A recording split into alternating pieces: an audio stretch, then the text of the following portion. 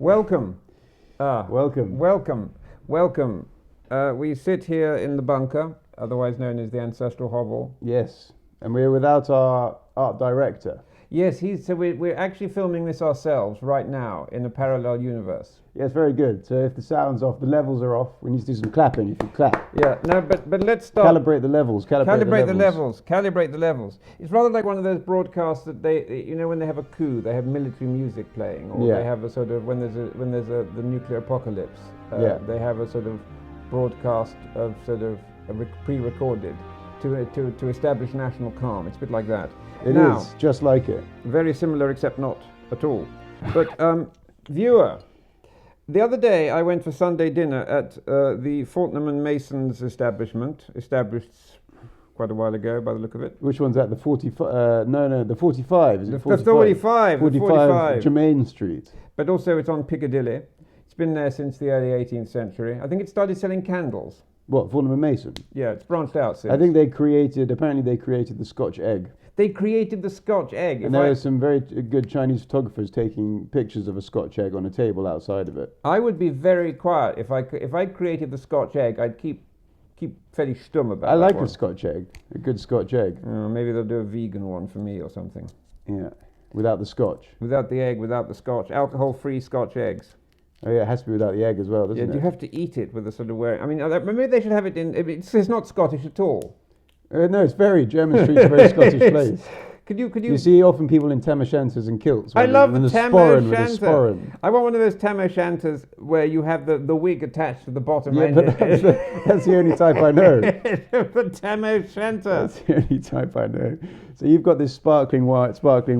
it's not alcoholic at all. But quickly tell the viewer while I'm wrestling with the bottle. And I've got and you, my father, my grandfather's son, and my mother's husband found a box of 2011 Siglo IVs. So the Siglo IV itself is very difficult to find, let alone examples from 2011. So we're very happy. And this is the last time, because there was like a few iterations of the Cohiba band. Yes. One from the 70s to the 90s. Which I don't remember. One from the 90s to 2003. Which I do remember, and that was quite egg yolky. Yeah, and then you've got this, which was discontinued the year after this box was made with the introduction of the Pyramidas Extra. How's that going? Fine cigar. Look at that. Look at the power. The power. Go on, keep going. This is so good. Oh, is it gonna? Oh, don't damage anything. Ah. Go on, more. Whoa! Oh! All right. Sparkling tea. Get a cigar out, I suppose. Look at that. It looks like champagne, viewer. It looks like the Cremant de Cremant or whatever. It looks like the Epernay. It looks like the champagne. They drink the gay bubbly in Eccleston Square was the great refrain of one of the Tarky novels. I think about fear of German invasion in the early 20th century. Of course. They drink the gay bubbly in Eccleston Square. All right, Father, for you. Thank you. I hear the thunder. I hear the thunder and the lightning and the rain and the sparkling tea. The effervescent sound. I mean, if I were Foulkes and Masons, I'd be much more likely to proselytize the idea of the being the creator of the sparkling tea. Proselytize is what? Advertise and embrace. Yeah, advocate, embrace. That's a great word.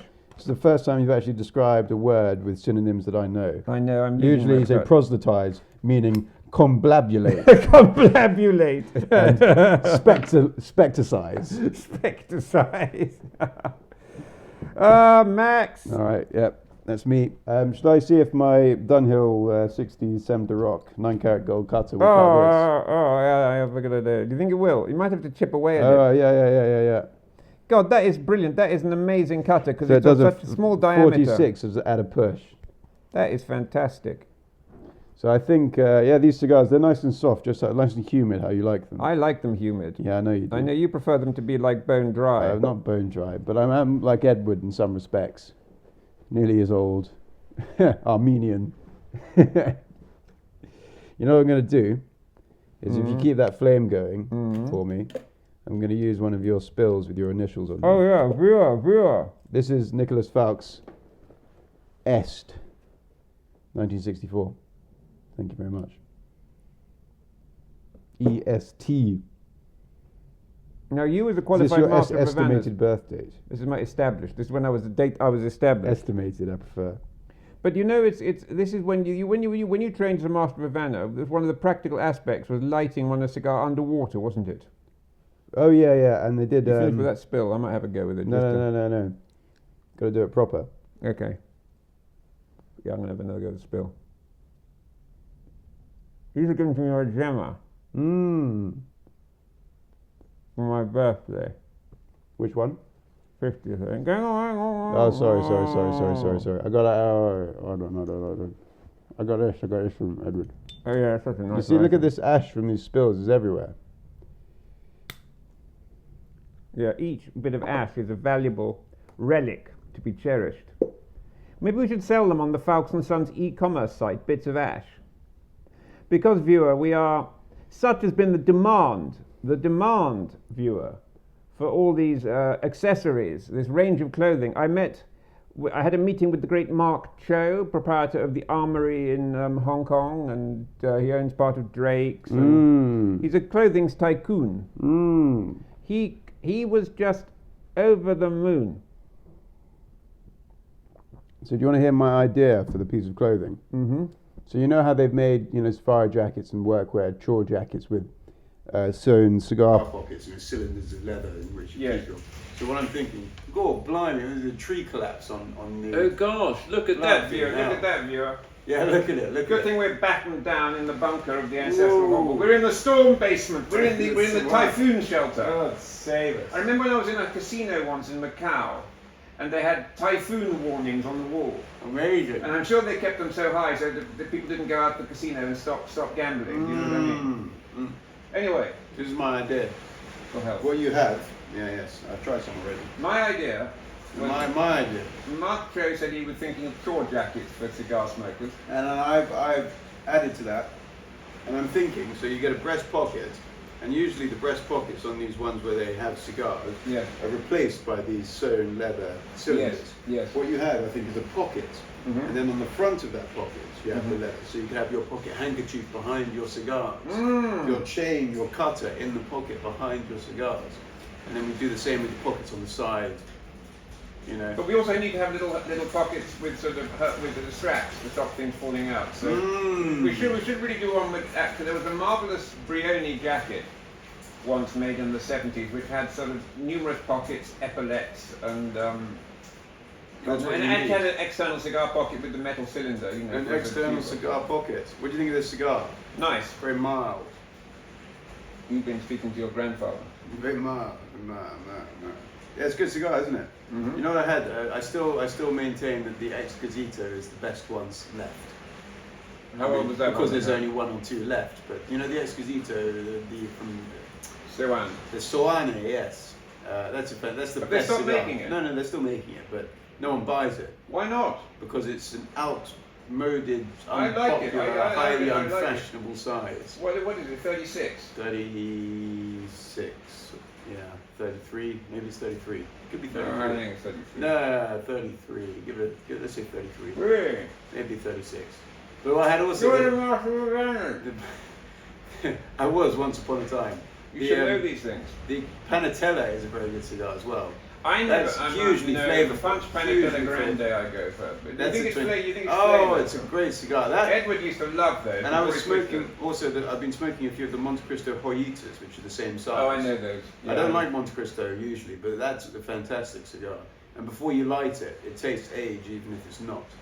It's interesting. But the Panatella is lovely. That's what you want. And this is a very good cigar as well. This is a 4 of a Corona Gorda. Yes. 46. Ooh! A behemoth of a cigar. Viewer, you might be able to hear the rain lashing down.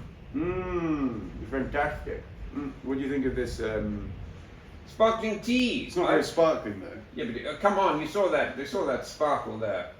Did I tell you about the time we did champagne and cigar tasting at Annabelle's once, the old Annabelle's, in the 90s? Good? Yeah, it was a champagne flat. No, we had lots and lots of champagnes, different ones. But didn't you used to have a little thing to make your champagne flat? What's the point in that? I think it was such highly developed reverse snobbery. I'm sure that the viewer, being an individual of distinction and fine upbringing and conversancy with all the finer points of high living will be able to inform us what the swizzle stick was invented for. The swizzle stick. There's a customer of mine who, alongside his cutter on a fine Figaro chain, has a swizzle stick as well, just in case. So as well as a cutter. As well as a cutter. Oh, that's interesting. And St. Christopher as well, gold St. Christopher, which is important. Do you see that lightning and you hear the thunder? God, viewer, you're probably watching this in your villa in the Bahamas. But I assure you now, the rain is lashing here, lashing down. Now, what Freddie usually does is, excuse me, our art director, he usually kind of waves at us to stop filming, but I actually didn't know it when we started, so I don't know when we're meant to stop. We're nothing without him, you see. No, we are nothing without him. He is the creative genius that drives us forward. Yeah, I mean, the sound probably isn't even working. We'll have to put subtitles on. The Orson Welles of cigar filmmaking. Yeah. I think the Francis Ford Coppola of tobacco television. I think I think the suitable will only be suitable for deaf people. This one, they have to lip read. There won't be any. God, there won't be any audio. God God save us. Yeah, but listen, how's your sparkling tea? Yeah, sparkling tea is nice. It doesn't really taste like tea, and it doesn't sparkle a great deal. But come on, it's quite frothy. Yeah, it's good, isn't it? Were you gifted this? Yeah, I did. It was really nice. Yeah, it's my best. Are you under contract to say these things? No, I'm not. If I were, I would be saying it with even more vigor. Ladies and gentlemen, Fortnum & Mason sparkling tea. Well, available at your local Fortnum & Mason. available, indeed. Blended to taste particularly good with a Scotch egg.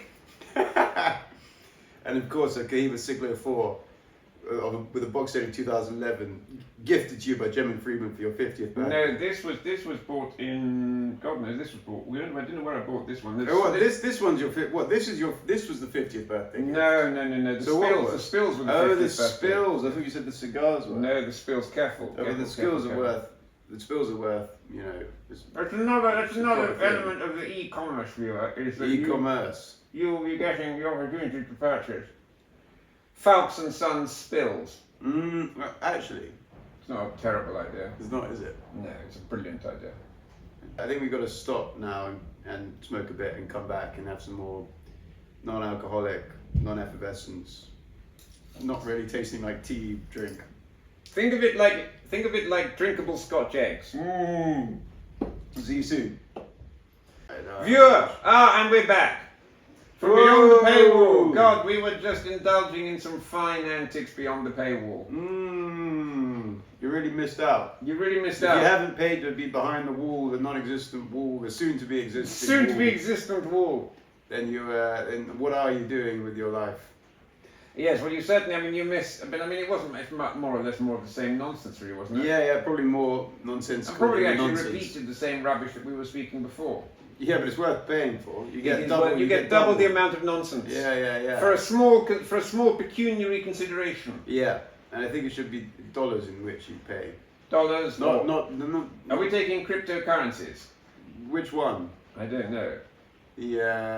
What are their names? You've got. Is there one called Money Block maybe, or Crypto for You? Crypto for You.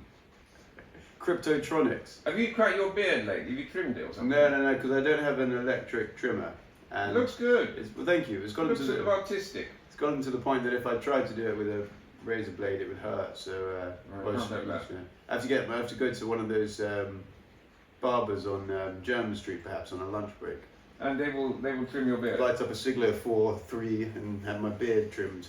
I love the idea of you perhaps a sherry, a brandy, or a glass of Madeira or Malmsey, or Claret, or the mixed, the red and white mixed, maybe.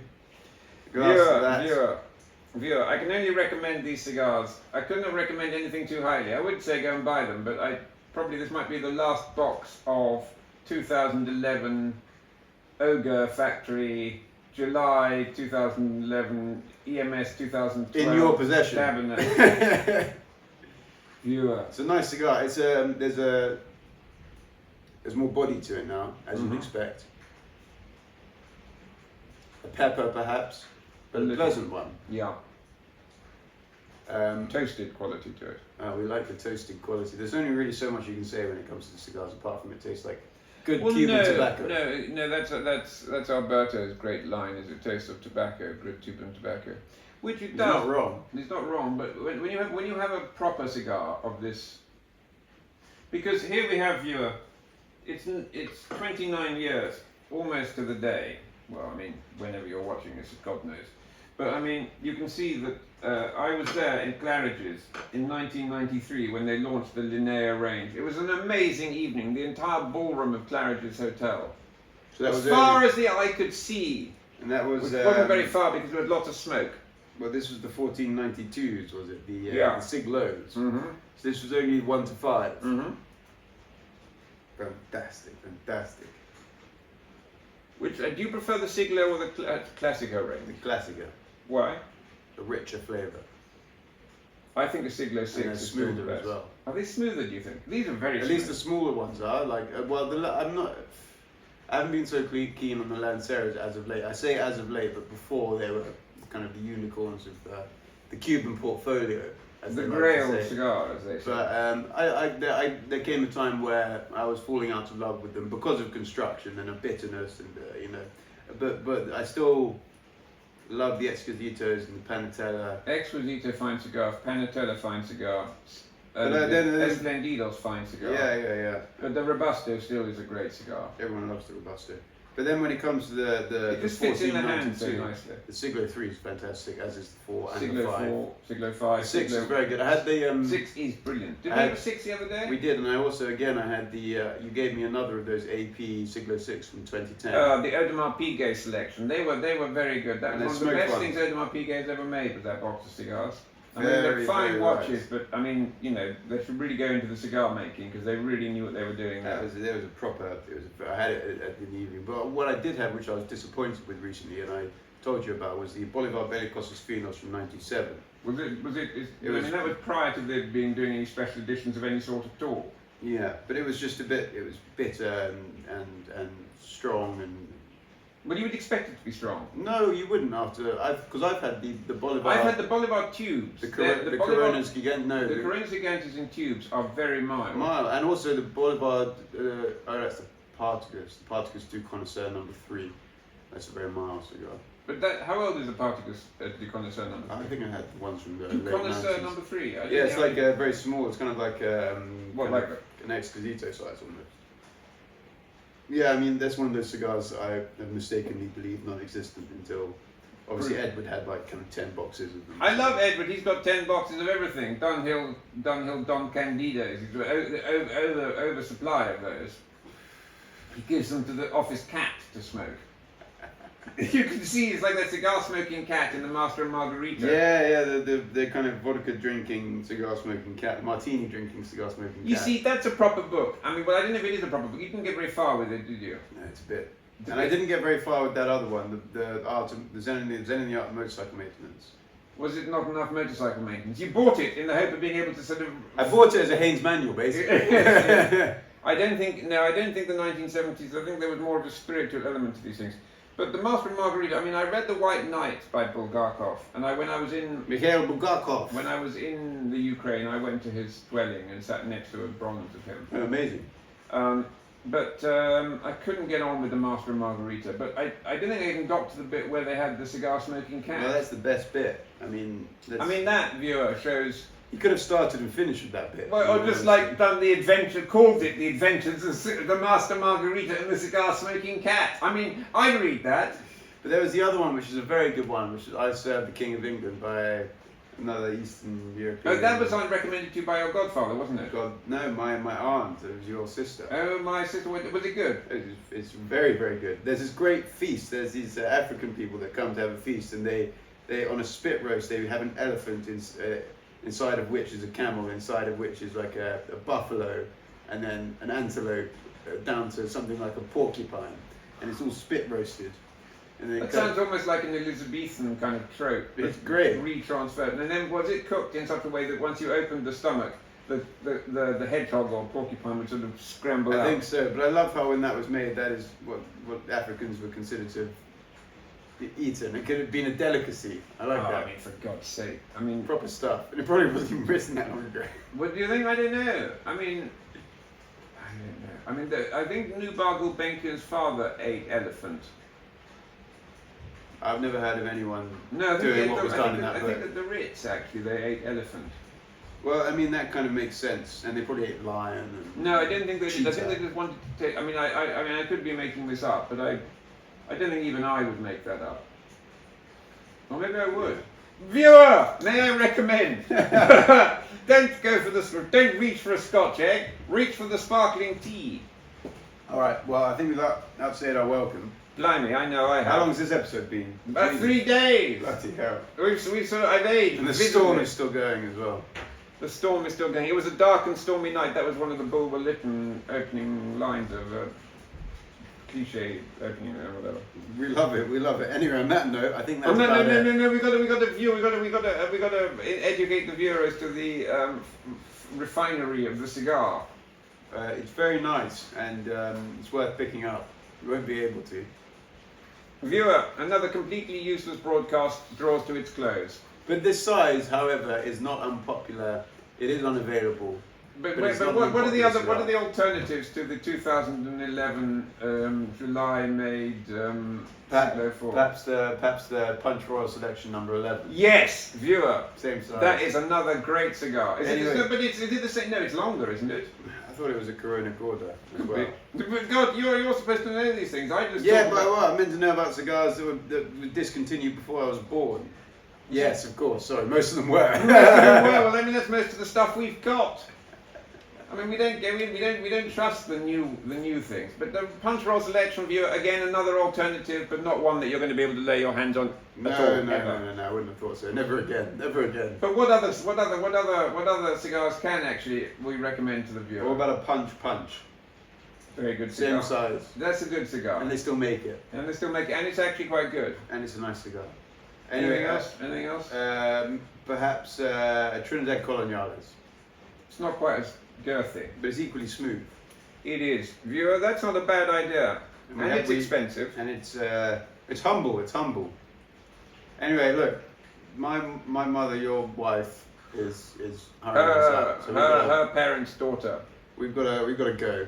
Yeah, well, she wants the ancestral bunker back Let's because go she's to come the to window. shelter from the typhoon, the hurricane, the twister that is ripping through West London at this very moment. Fantastic. All right, well, that's that. Viewer, And, I think again, once more, you will clamour for merchandise, but those of you beyond the paywall will already know our plans for this, as will those actually on the wrong side of the paywall.